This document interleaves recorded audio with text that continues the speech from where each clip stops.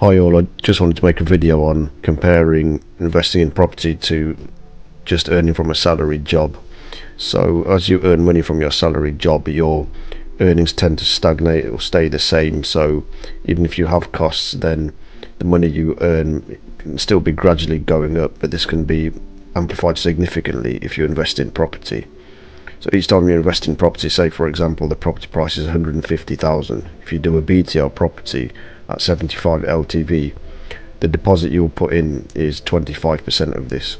But when you consider stamp duty and legal fees and things like that, then the actual money you put in, instead of being 1/4, is around 1/3 of the property price. So as a general rule of thumb, if you're buying a £150,000 property, then the amount you'll pay is about 50,000. So obviously each time you buy a property, this will incur a significant cost. It then takes a couple of months to rent out a property. Sometimes they can rent out quicker, sometimes a little bit longer, but if they're priced correctly, they shouldn't hang around too long before being let out.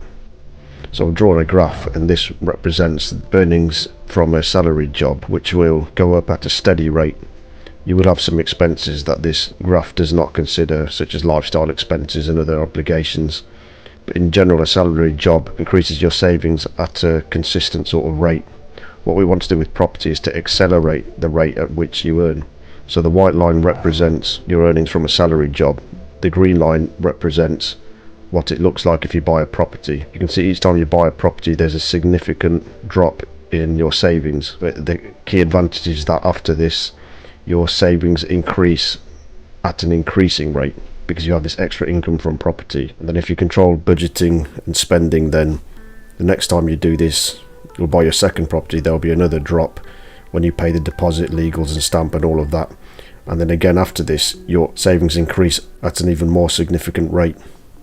So if you do this a few times, you can see that at any given time in the future, your earnings from property relative to a salary job are significantly higher. You can see this from the points that are encircled in red. So after buying a few properties in any given time frame, you will overall be earning much more with your 4 or so properties and your salary job relative just to your salary job. Sometimes people get caught up in the expense of buying properties, but it's important to bear in mind the whole picture. This does not yet take into account tax, but if bought in a limited company, which is what you should be doing with BTL properties, then the tax will be about 19%. The danger of buying properties in your personal name, as I was erroneously advised to do, is that you can hit the 40% or higher tax bracket and you cannot deduct the mortgage interest, which makes the whole thing relatively disastrous if you have more than a few properties.